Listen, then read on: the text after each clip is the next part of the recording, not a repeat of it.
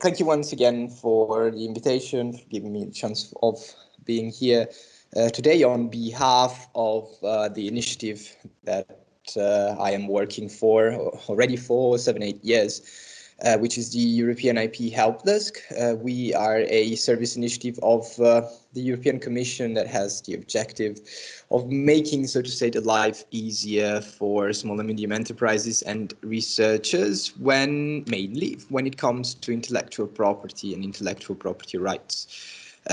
We try to give a hand or a support to those institutions or also physical persons that cannot count, like big companies, on a legal office that is actually there for them 24/7, and we do this by a different series of services that I will introduce you later on within the beginning of this webinar. Also a little bit about myself.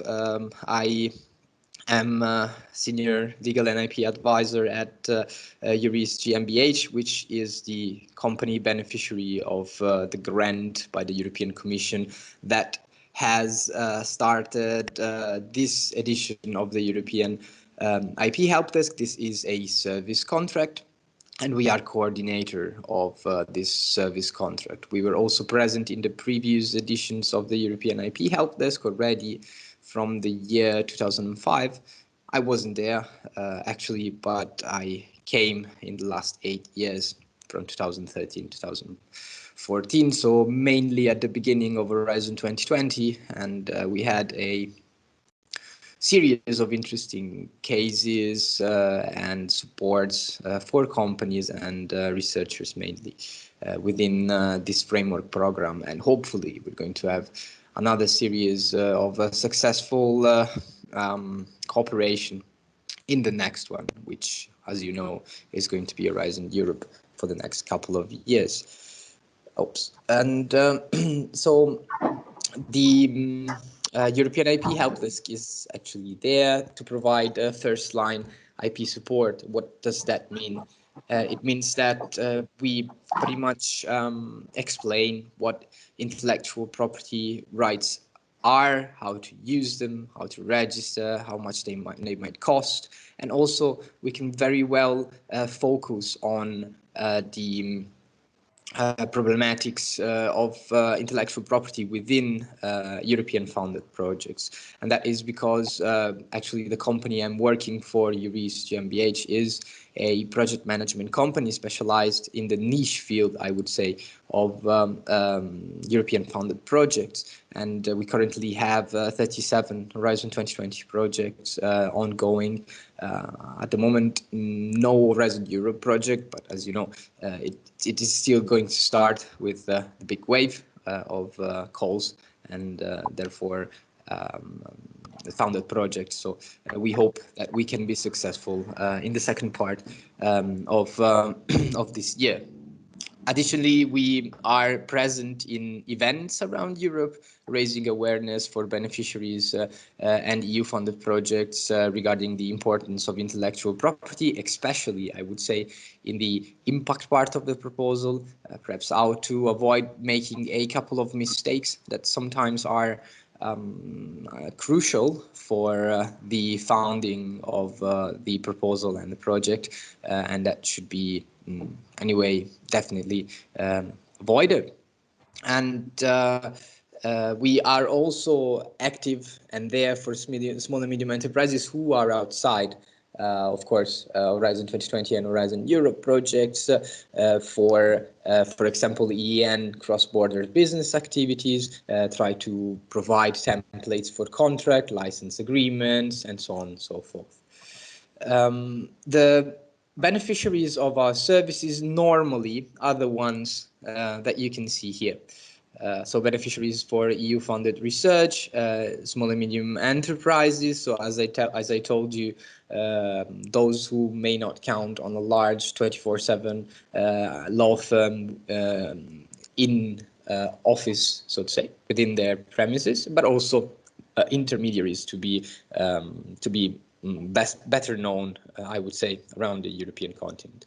The fact that I have listed those three categories of subject does not actually mean that they are the only one served by our activities. Actually, anyone who has a pertinent question that has to deal with intellectual property and intellectual property right may very well contact us and start collaborating or asking for questions. The way we can help is actually the one you can see here. We've got a website from where you can have access to the services. There's training events and account where we provide online, mainly 2020 and 21 it has been like that, and on-site training as well. We have an ambassador network all around Europe in order to get in touch with the companies or the researchers in the territory, and maybe also with their own language, of course. And then there are events all around Europe, publications online. I will show it to you in the next slide. And probably most importantly, there is a helpline service. The helpline is a dedicated service that is there to answer your specific questions regarding intellectual property and intellectual property rights. And many of those questions, of course, may have to deal as well with Horizon 2020 and Horizon Europe. Again, this is the first line intellectual property support. This does not mean, therefore, that, for example, the helpline is actually going to write parts of the proposal for you or is going to correct the consortium agreement for you, but can explain, for example, what in certain parts of the proposal and of the consortium agreement is written down and what kind of consequences it might have for your activities. Among the documents and that are available online, so I talked to you about the website, the trainings, there are publications as well, and there are guides which are written down in order to focus on different intellectual property aspects of that are relevant in the different fields that are covered by the European IP Helpdesk. And one of them, for example, is your guide to intellectual property in Europe that explain how to file different IP rights Europe-wise in the European agencies that are dedicated to them. There's also 8 dedicated documents regarding exploitation, communication, and dissemination in Horizon 2020, which I will send to Marta and to the colleagues that organized this webinar after the presentation, so that also you can read it later on after my presentation is over.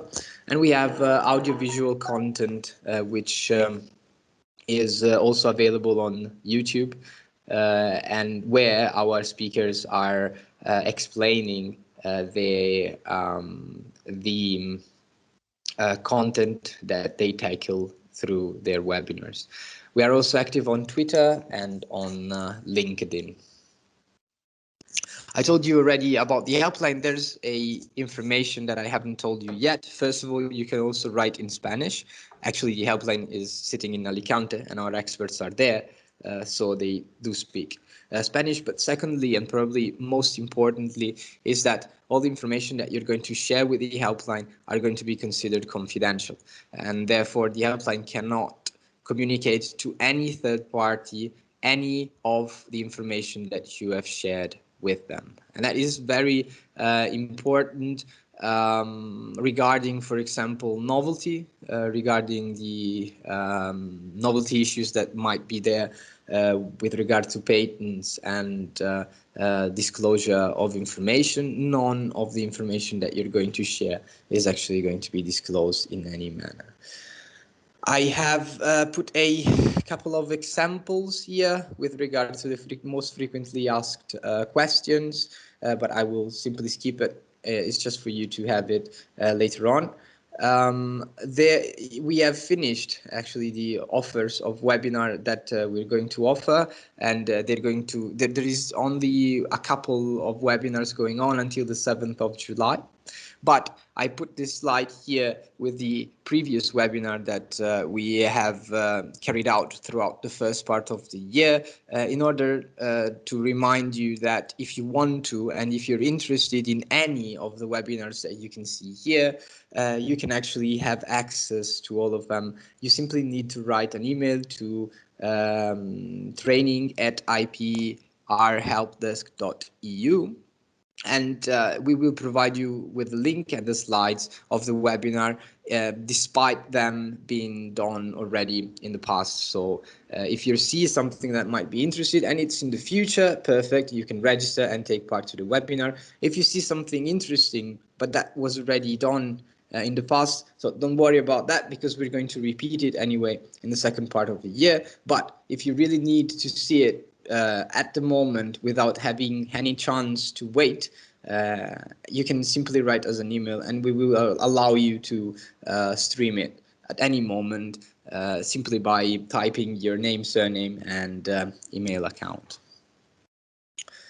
One important information is, I would say, the columns of the European IP Helpdesk all around Europe are the ambassadors.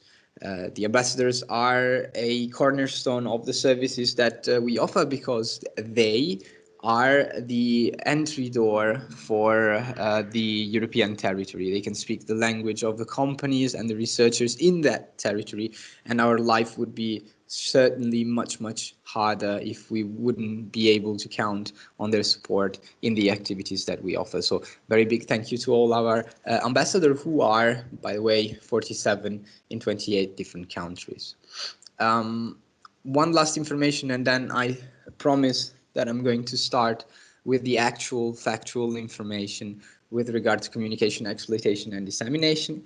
I talked to you about the services of the European IP Helpdesk that we offer within the European Union. In case you should need some similar information and similar services in different geographical areas of the world, we have our siblings there active in Latin America, China, Southeast Asia, and India. So do not hesitate to contact them. And from March this year, we also have a new website where we have been gathered all together, which is the one you can see here, ec.europa.eu/IP-helpdesk. All these regional helpdesk have been grouped within one single umbrella, and are there to answer all the services that I have mentioned to you before, but for different geographical areas. I see that the session is being recorded, so I am going to communicate that to you in order to be GDPR compliant. I think we always have to do this. And now, as I promised, without any further delay, and I will start with the actual content. And we will start by generally speaking, why you should care about communication, dissemination, and exploitation in your Horizon 2020 or Horizon Europe project. We will go on with some basic but very important terminology and concept, meaning key feature, distinction, and touching points. And I think for communication and dissemination, that is particularly important, because very often we saw that simply the terminology communication and dissemination, which, by the way, in English may be considered synonyms, are very often confused by project proposers or beneficiaries within the project. So it is of utmost importance to understand and define, even before writing down the proposal, all the crucial terms to which the European Commission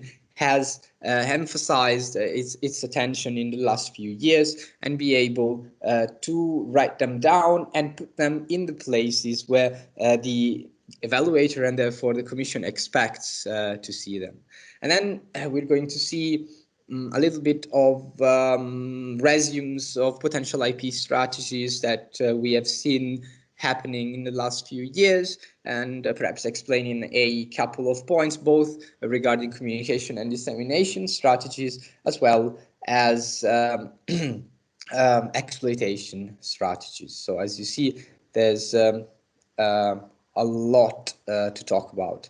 Starting from the COVID-19 Research Manifesto, as you know, the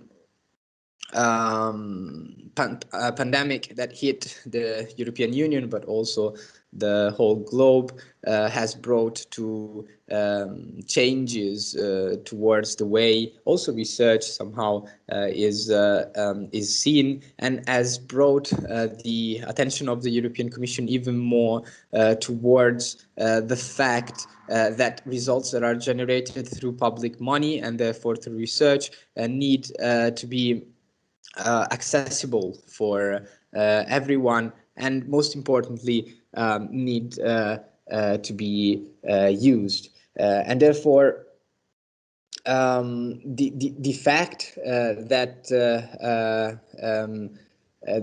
we have platforms like the Horizon Results platform, that we have the FAIR principle for the storing of research data is of course not the case, and it's all part of a design that is going to be even stronger within the Horizon Europe policies, to be first of all to make all the public funded research available for everyone online, and secondly to allow the use of the excellence which is produced of the results within the framework programs of research within the European Union, to allow companies, to allow universities, to allow researchers themselves to make use of the results in the market. A problem we had in FP7, but that actually kept on going on Horizon 2020, was that despite the excellence of the results produced, the value of those results, they actually were not used as the Commission would have expected. And therefore, the new rules regarding Horizon Europe, and I think you're also going to see it during this taille, you're going are going to be written down towards a use and free access to the results themselves. And the message, as I was telling you, is actually clear: communicate, share, and exploit. Now, one point that we will go through here is that how can I put those three things together?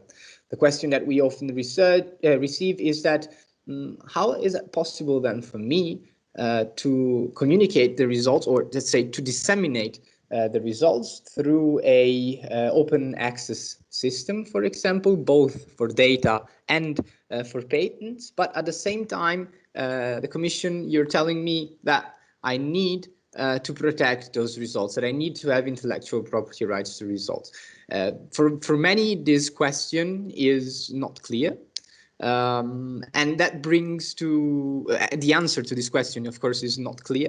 And that brings to misunderstandings that then also brings to mistakes in the impact part of the proposal, because many proposers simply think that the fact that we have the obligation to share the results on the Horizon Results platform, for example, or to publish all our results open access, immediately cuts off the possibility of protecting, and therefore modifies severely the exploitation strategy. That is actually not the case. There are ways to convoy and combine the communication dissemination strategies with the protection strategy, and therefore also exploitation strategy. We just need to give priority to the points, to certain points that require our attention and our priority as well.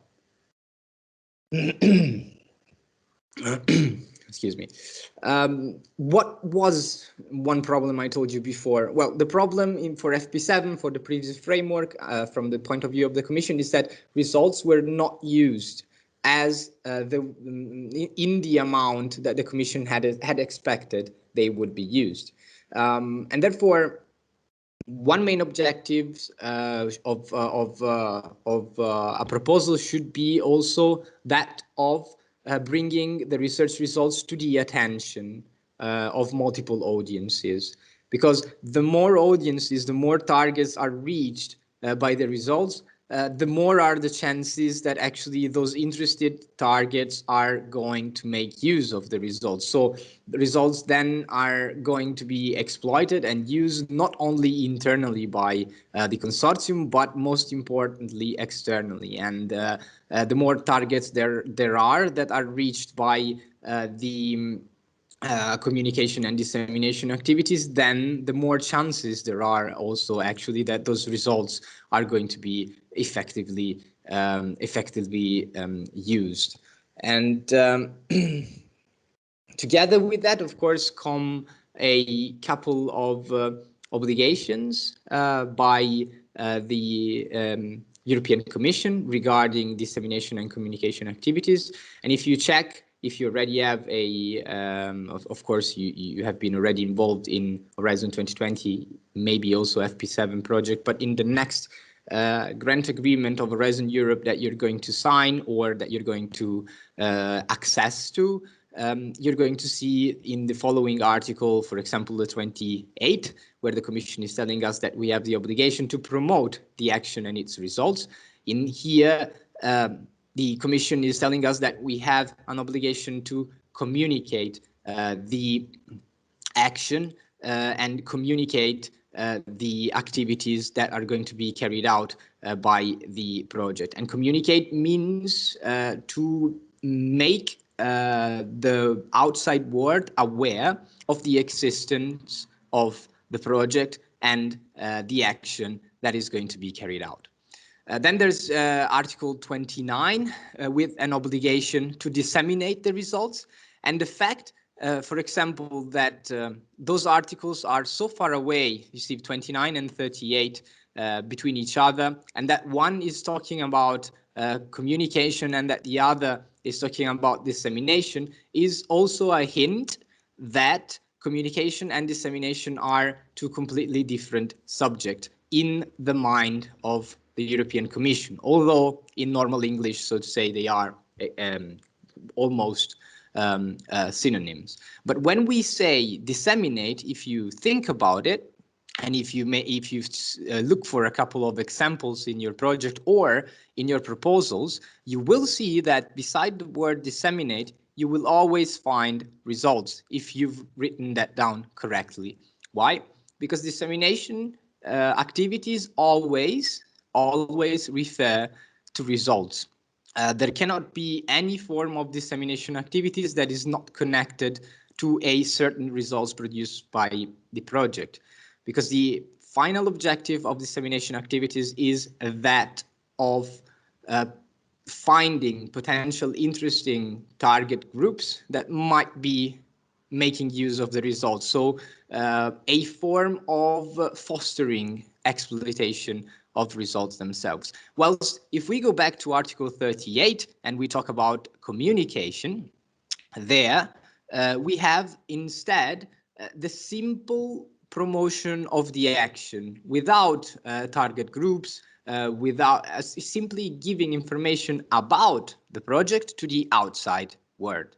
And that is and that, just to make you an example, we are making communication activities when we create the website of our project, for example, when we describe the principal investigation, the principal investigators or the objectives of the project in a fact sheets at the beginning of the project, or also we're making communication activities when we publish our timeline and we communicate when the results are going to be generated and created. So there's a substantial difference. That is my message, and it is going to be probably also repeated a couple of times throughout this webinar, between communication and dissemination, and we need to be aware of how differentiating between those two concepts and inside our proposal and during our project life cycles. And if you see, also incidentally, within your grant agreement, you will have actually exploitation activities, or the measures aiming to ensure exploitation of the results, much nearer to the dissemination activities, to the dissemination of results. Why? Because exploitation and dissemination actually tend a lot to the results. Mainly, I could also say that we need to have results in order to be able to carry out dissemination and exploitation activities. And therefore, there is probably a much larger affinity between the dissemination activities and the exploitation activities than the one that there is between dissemination activities and communication activities, despite the potential synonymity that we would have in English. Also, another couple of rules that are very often, I would say, forgotten, but they are very easy, and therefore they should be remembered as much as possible, is that we need to acknowledge European Union funding in all communication, dissemination and exploitation activities, and all equipment and infrastructure and major results financed by the action. So every paper, every webinar as well that we create, every patent as well, for example, needs to have this acknowledgement of European Union funding. Otherwise, what could happen is that, for example, the costs for that particular patent or that particular paper that has been published might not be counted as eligible, so to say, because we don't have the acknowledgement of the EU funding. And that is a very silly mistake, to be honest, because it's very easy to simply copy and paste this EU funding and put it within the paper or patent or whatever document has been produced. And then something a little bit more tricky instead is that the new EU News Research Open Policies says that we need to have open access to peer-reviewed publications. And therefore, we need to find, so to say, open access journals in which we can pretty much publish. Why open access and open data? Because one problem that there was in the past before Horizon 2020 was mainly that the Commission has identified the fact that some results that were generated through public money were then sold in the form of papers by publisher, even after the project had ended or during the project duration. And therefore, they were pretty much paid twice by the society, by the university, by the ones who were interested in those results, and has ruled, so to say, that it was not acceptable to have this sort of situation in which society has to pay twice for the same information that has been created and generated through public money. And therefore, for the open access, has to be provided free of charge to the scientific information, whilst open data need to be findable, accessible, interoperable, and reusable. And here we come to the question that we had, that I told you before. The fact that we have, on one hand, the Commission who's telling us you have an obligation to disseminate your results, meaning that every time that you have created, for example, a relevant results and you want to make it available for the extra word, so to say, you have to, and you need to publish a paper on that if possible, and so on and so forth. So you need to take all necessary steps to ensure that the information are going to be, or the results are going to be disseminated to the largest possible audience of target groups in order for those results to be used. However, at the same time, the Commission is telling us that whenever the protection in the industry or in the market would be possible, reasonable, and justified, meaning that a company in the same condition in a free market would have protected such products or services or invention or results, then you need to protect those results. So how can I comply with those two forms of indication that the European Commission is giving me? The fact that I need to provide open access to my results and information, and at the same time, I need to seek for protection whenever that is possible. Many came to us asking the question and saying that it was actually impossible what the Commission was asking, and that is not the case, actually. It is perfectly possible in the fact that you seek for protection whenever, before seeking for complying with the obligation to disseminate. Why? Because if you disseminate directly, if you send out the information at once, as soon as you have generated that and the results, you might not be in the position of protecting again afterwards the patent, with a patent, for example, because you need novelty for that.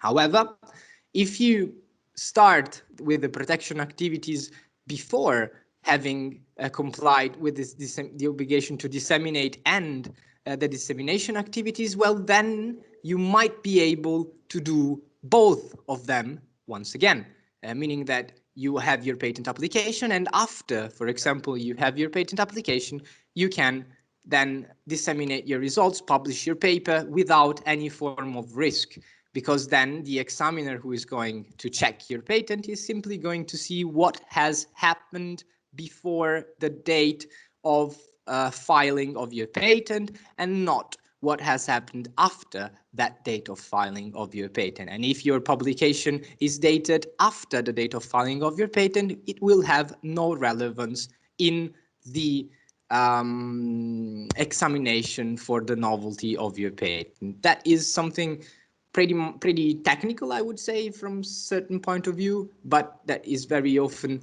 forgotten. Also, the fact that you are publishing in open access does not mean that there is no form of intellectual property right on the publication itself. The fact that it's going to be accessible for everyone, it doesn't mean that there is no copyright on the publication itself. It's only that copyright is divided between two main branches. So the authorship of the work of art, in this case, the paper, and the economical rights that are there to connect it. Now, the fact that we are publishing in open access pretty much deletes those economical rights that we would have available, but we now don't have anymore because of the grant agreement and the agreement with the European Commission. But however, the authorship of the publication is always there, and you're always going to be considered the author of that publication. And that is coming because of the copyright rights that are anyway, in some part, applicable to the publication itself.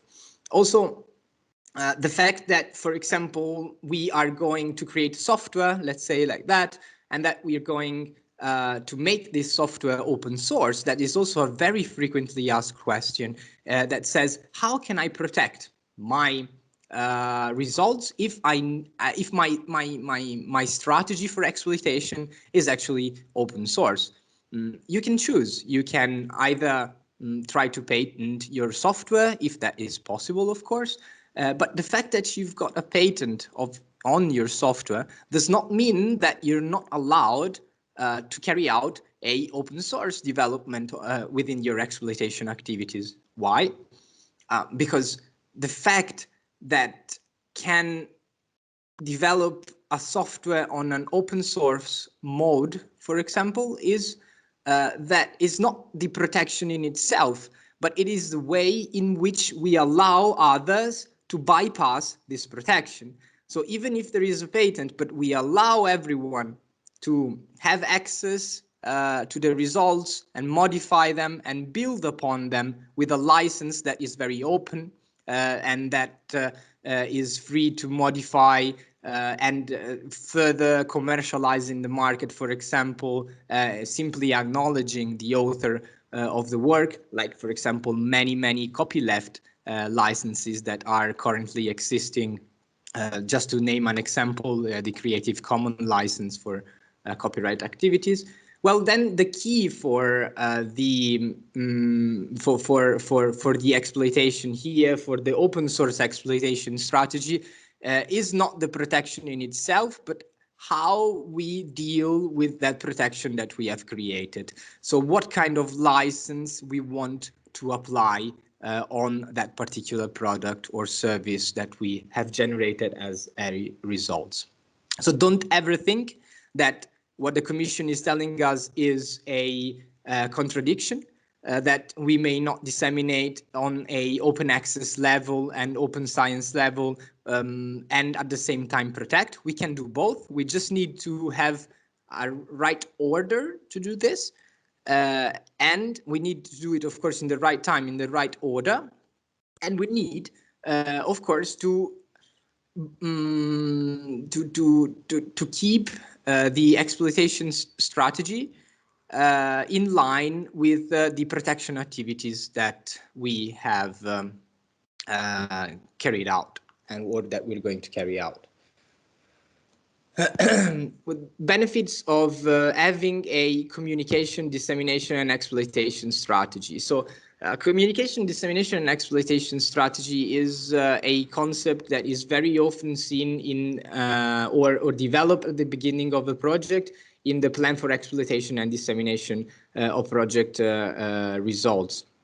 And normally what it should do is to improve the proposal chances of success, because the evaluator is seeing that you already got a plan that is connecting communication, dissemination, and exploitation activities, and because the evaluator may see that you know, for example, the difference between those three concepts and how to apply them in your proposal. And of course, as I was telling you before, the visibility of the project is increased because you're reaching out both in communication and dissemination activities in different ways, but still you are reaching outside the project boundaries. And it opened up for funding searches as well, explaining mainly what your project is and how you're going to tackle current issues and challenges. So even if somebody is reached by the information that you're providing but is not interested in the results themselves, it might be interesting in another point of your initiative that might create synergies anyway in the future, not based on the results, for example, but based on potential further collaborations with the strength of the project. And of course, mainly for the European Commission, the most important point is that support of the spread of the knowledge that is generated and allowing the knowledge to be built upon the results. Now let's go through quickly, then in this second part, through terminology and concepts. So I told you already, actually, through this part, I've already gone, but I'd like to stress it a little bit. We have three terms: communication, dissemination, and exploitation. They all mean three different things, but there is something that somehow is connecting them in between, and that something is project results. We may have any form of nature, I would say, for project results. There might be prototypes, publications, patents, products and services, reports, skills and knowledge, whatever is actually the output of the project. And by the way, when we say project results, we are actually indicated a synonym for intellectual property. Why? Because the legal definition of intellectual property from the European Patent Convention is that the IP is a product of the human brain, a product of the mind that is generated by the human creativity. And this generation of the human creativity, of the human brain, is actually something intangible. So it is an intangible asset. And if you think about the project results, if we think about publications, if we think about skills and knowledge, products and services, and so on, they all have a common base of intangible nature. So if you are writing down a proposal, for example, at the moment, remember IP can be a synonym of results, but most importantly, neither results, neither IP can be considered as a synonym for IPR. So never confuse IPR and IP. Never confuse IP with IPR, because IPR is the human construction that is used in order, first of all, to identify an author for these intangible assets created by the human brain, and secondly, to give them a embodiment under a juridical point of view. Communication. I told you already what communication is taking the project and communicating this to the world. So saying who the principal investigators are, who are the partners, what are the objectives, what is the time frame, what are the expected results that are going to be generated, what is the expected impact that is going to be on. There's a lot to say regarding communication. However, when we're talking about dissemination, actually we are focusing on our results. The results generated by the project, and we are trying to foster their use. So we are trying to reach the largest audience possible that might be interested in the use of those results. So the object of our sentence, when we say dissemination, has to be necessary project results. And dissemination activities are actually there in order to try and make use of those results. Why? Because if some of those target subject is actually interested in the results themselves, well then they might be one part of the exploitation. So they might be some of those that are going to use the results for themselves. So just for your knowledge, just to give you something beside my words once this presentation is going to be over, we have here communication, dissemination, and exploitation with their objectives, their focus, and their target audience.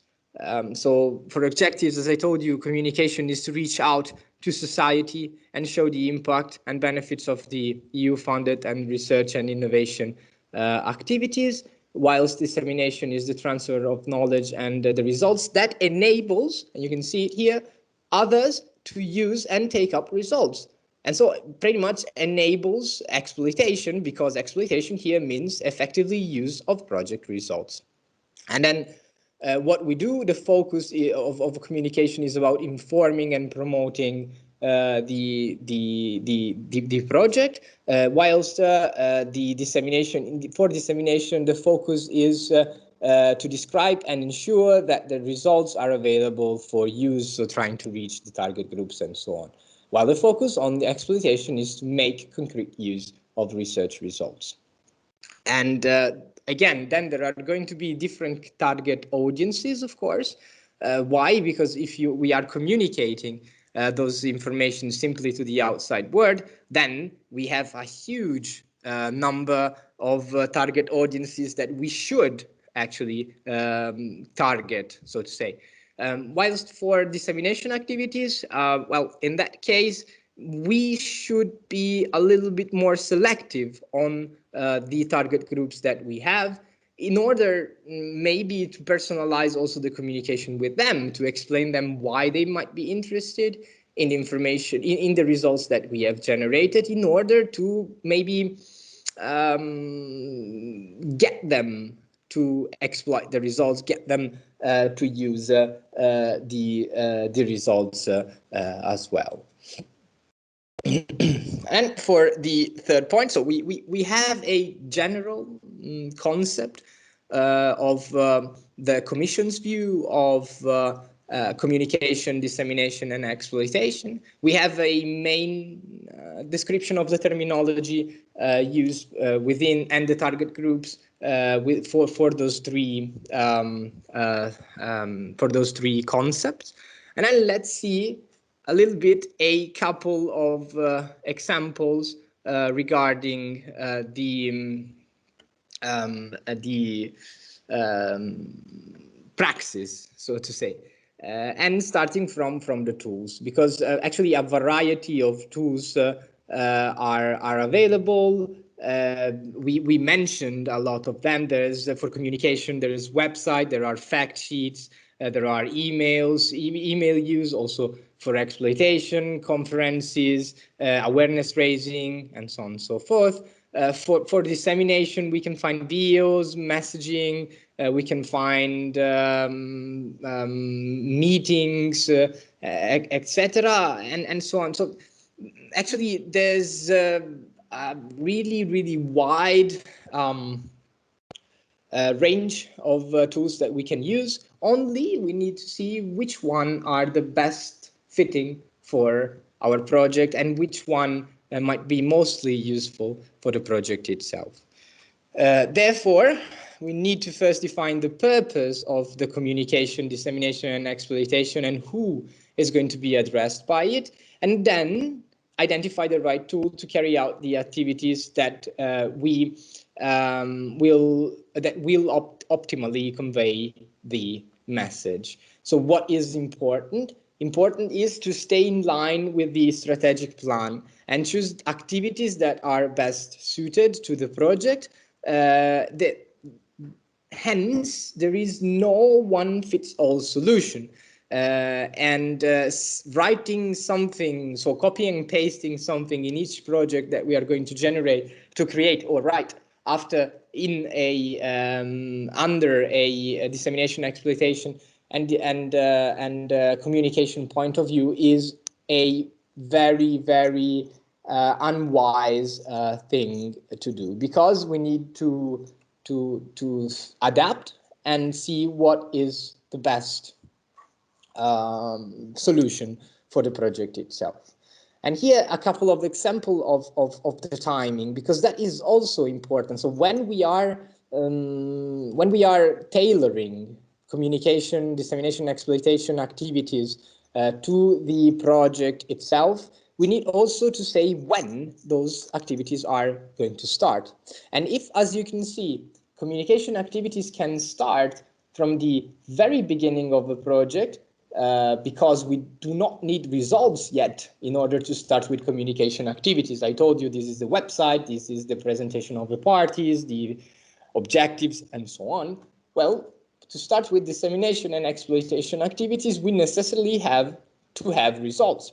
So, for example, writing down in the proposal that communication, dissemination, and exploitation activities will start as soon as possible, as soon as the project has started, is actually a major mistake, because they cannot start in the very same moment, because we will presumably start immediately with communication activities, but we cannot start with dissemination and exploitation activities, let's say up until month 6 or month 8, because we do not have results available. And I told you it is imperative that we have as an object for dissemination always the word results.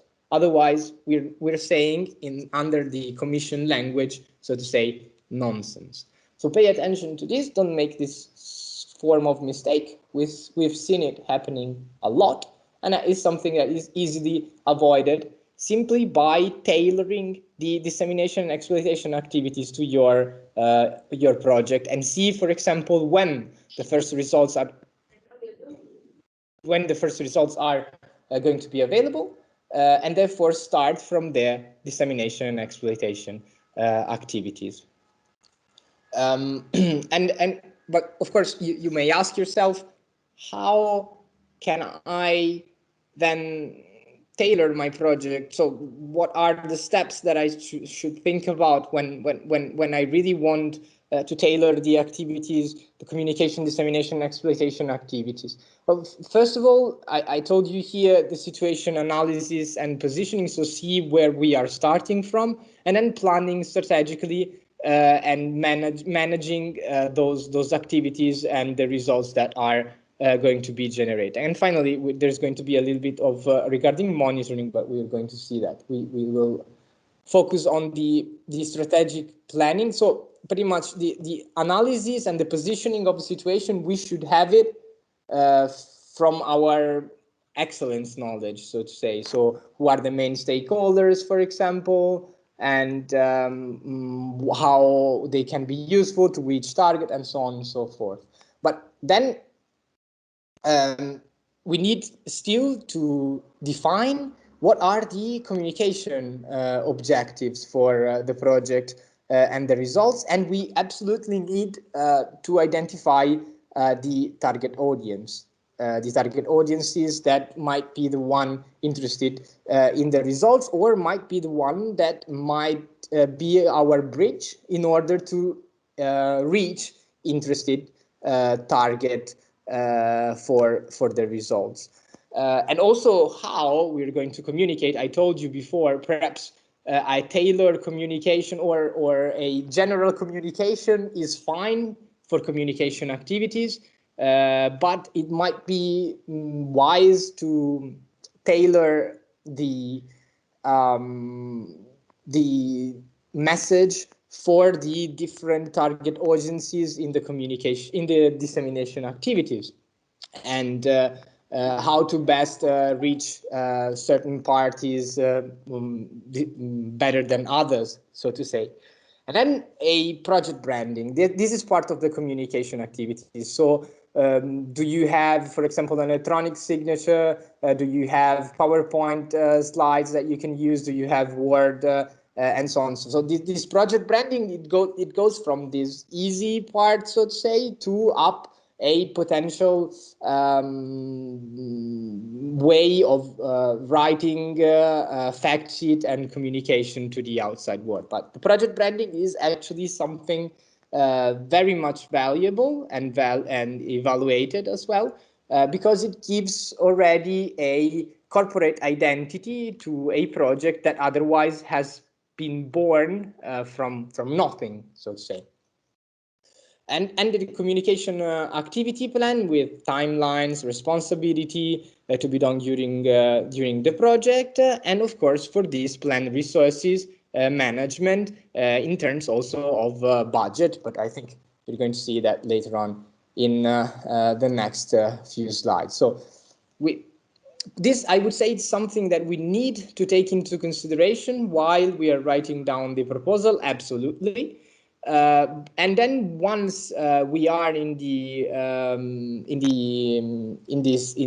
life cycle of the project, we can then see what are the most adequate, again, tools and media, and we can modify them. And why we are doing this, we can tell a story. For example, in the European IP Helpdesk, we use anime online on YouTube as well to explain some parts of the intellectual property discipline in a way that is perhaps more easy to follow than other possible ways that we tried in the past. What are the network and existing resources? When we started with the European IP Helpdesk, we had already put in place in the previous versions of the helpdesk the ambassador network, which is a huge asset for communicating and disseminating our activities to companies and researchers around Europe.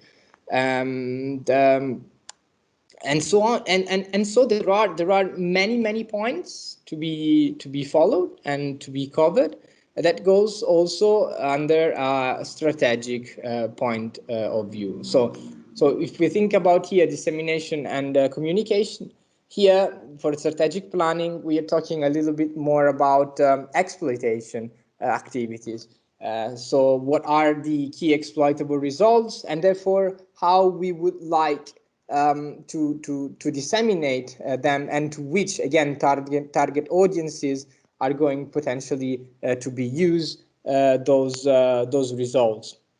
Again, how to engage target audiences and make the results attractive for them, and what kind of dissemination policy we are going to have. That is something that is relevant, for example, in the consortium agreement.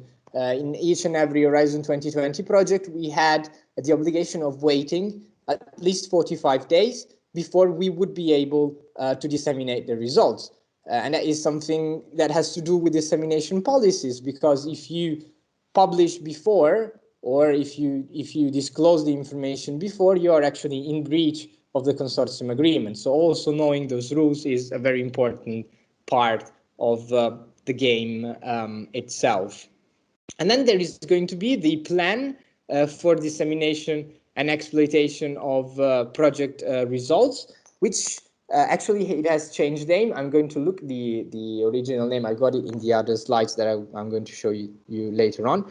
And the fact is that this plan now is going to be mandatory within the first 6 months is going to be given up to the European Commission within the first 6 months of the project. But the fact is that this plan can be changed. It's not written in stone. Therefore, you can steer the activities depending on what has happened throughout the project itself. Has there been a pandemic? The work has been slowing down a little bit. We cannot keep with the dissemination activities and exploitation that we thought we would do at the beginning of the project, and we wrote as well in the plan for dissemination and exploitation, no problem, or at least we're going to try to avoid problem by writing and steering the plan for exploitation and dissemination of project results together with our project officer.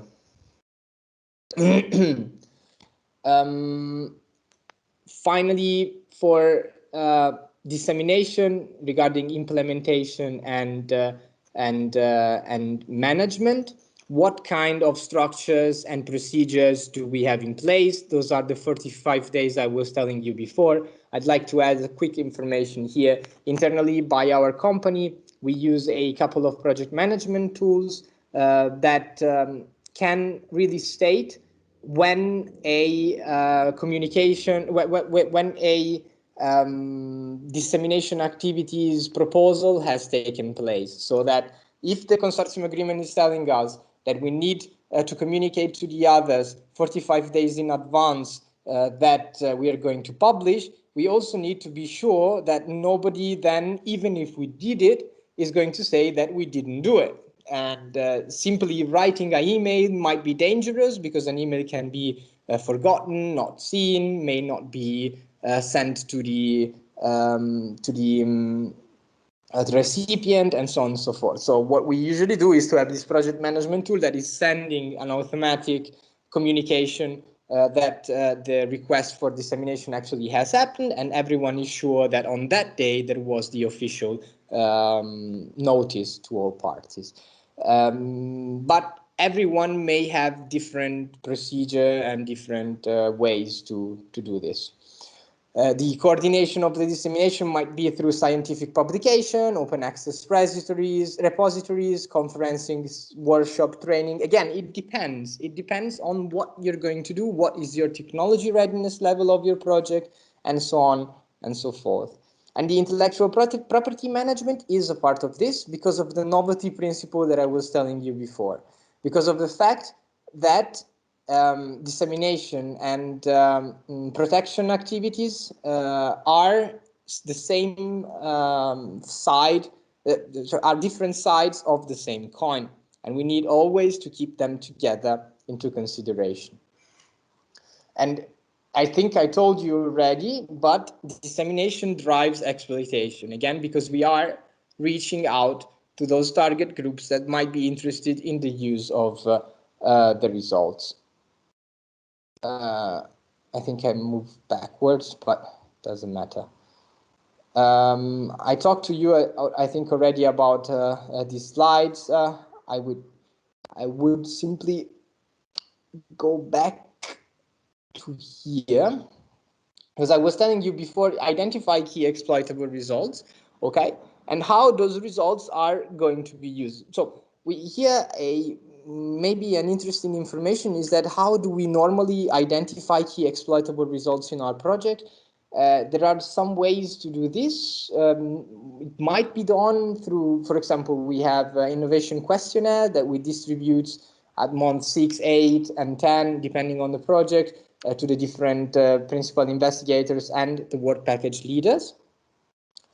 And after that, we gather all the results of the exploitation questionnaires, and for the first or second project meeting, we also create a exploitation workshop in which the results of these questionnaires may be discussed together with all the parties of the consortium.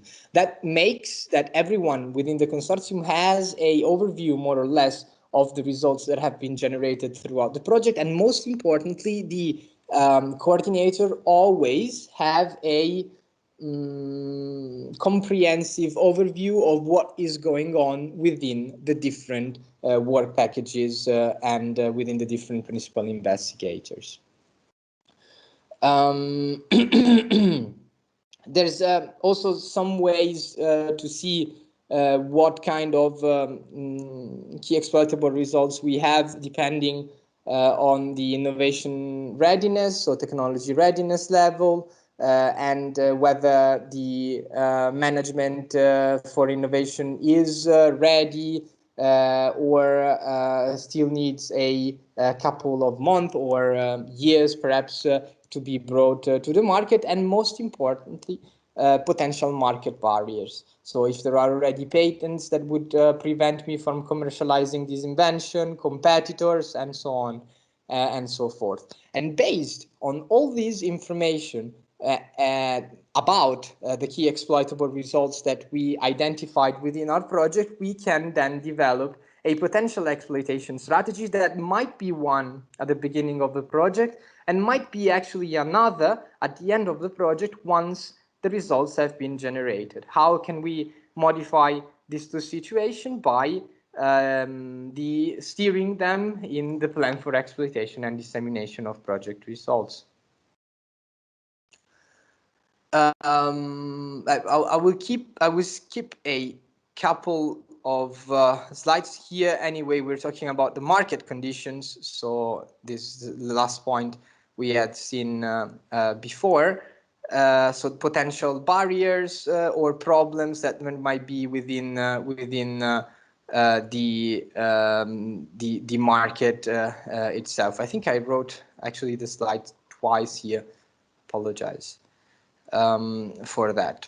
Now, depending on what I told you before, and depending on what kind of also technology readiness level we have, how near we are to the market, there might be the need to define structures and responsibilities. Of course, if we have a very basic research, so TRL 1 or 2 within the project, and we don't really need we don't really need to have an intellectual property manager who's going to define and select the key exploitable results and write down perhaps an exploitation strategy on them. But again, I want to stress here that it depends on the kind of project that we have in our hands.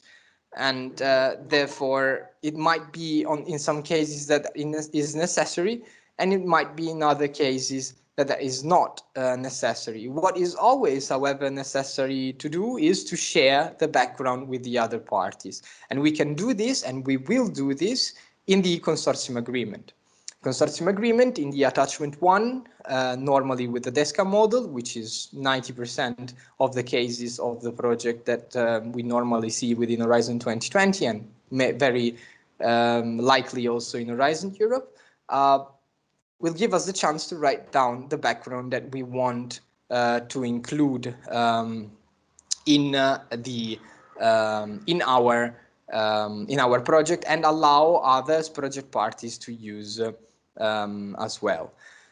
And also implementing IP awareness is something that can be very useful, because think about, for example, simply to the fact that you have a PhD student who's going to make, well, let's say a ITN project, and he's going to some other institution in order to carry out some work related to his PhD thesis. Is coming back and he publishes directly his PhD thesis because he has interest in doing this. Actually, he's gone there, and he does this because he was completely unaware of the intellectual property rules of the project. He was completely unaware of the rules in the consortium agreement, and so making a little bit of IP awareness, both for the students, for example, that are going outside your premises, but most importantly for the ones that are coming into your premises, might be a very cost-effective move. Other activities and tools, I told you the plan for exploitation and dissemination of project results. I talked to you about the exploitation workshop, which are dedicated workshops within, for example, the project meetings, in which you can focus the attention on key exploitable results and exploitation activities based on the innovation questionnaires and on contribution benefit matrix, which are mainly documents in which each and every party writes down what would be mostly interesting for him about the information belonging to another party. Then there are other forms depending on how developed the project is: patent searches, freedom to operate analysis, brokerage events, and so on and so forth. But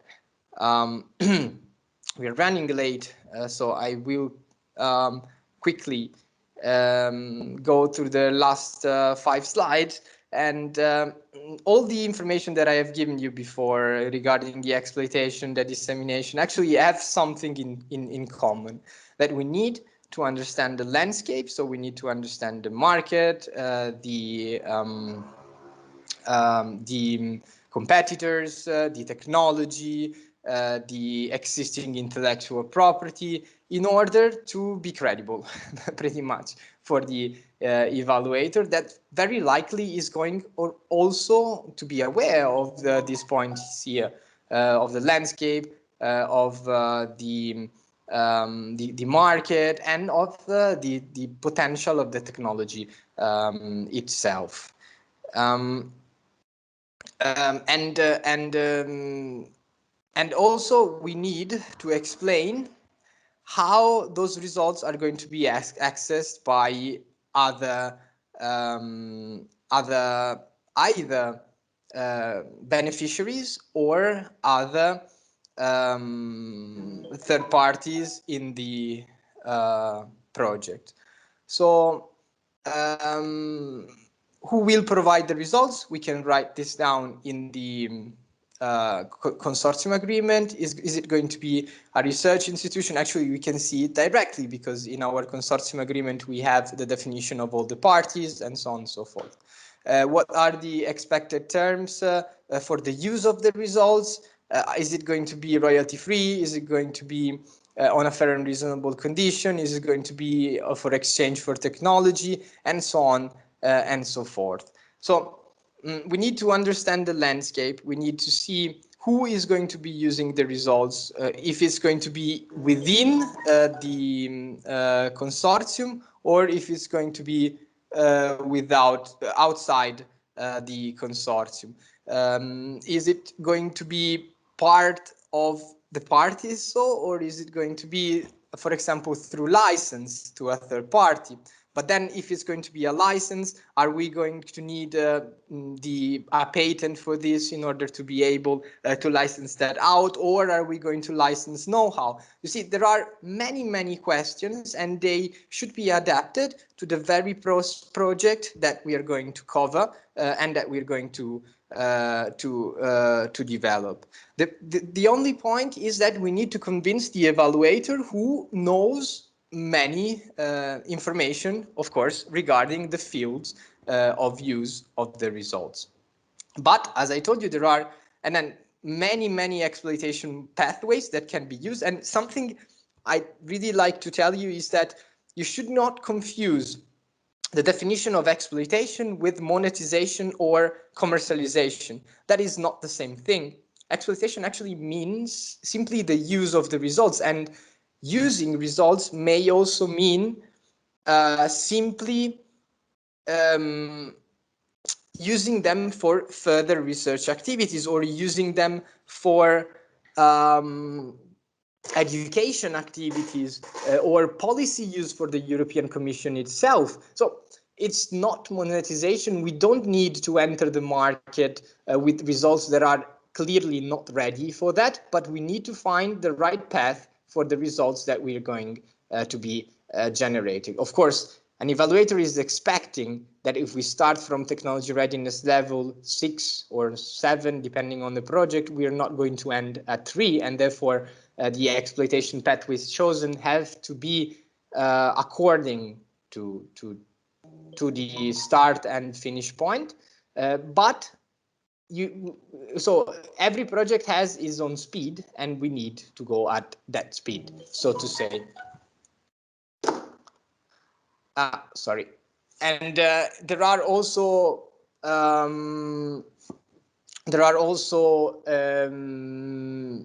potential barriers that we can see here, like intellectual property rights, knowledge and state of the art that is already there, research competitor, other technology solutions, standards, regulation, industry competitor, and so on and so forth. So it depends very much on what we have. It depends on what we're going to be developing, and we need to tailor the activities based on that. We need to tailor communication, dissemination, and exploitation activities based on what we are going to be starting from and what we want actually to reach at the end of the project. And main point, we need to be credible when we are writing this. And the couple of hints I have given before are actually something that might enhance the credibility of the project itself under the point of view of an evaluator, of course, if used in the proper way. And that would be the end of my presentation today.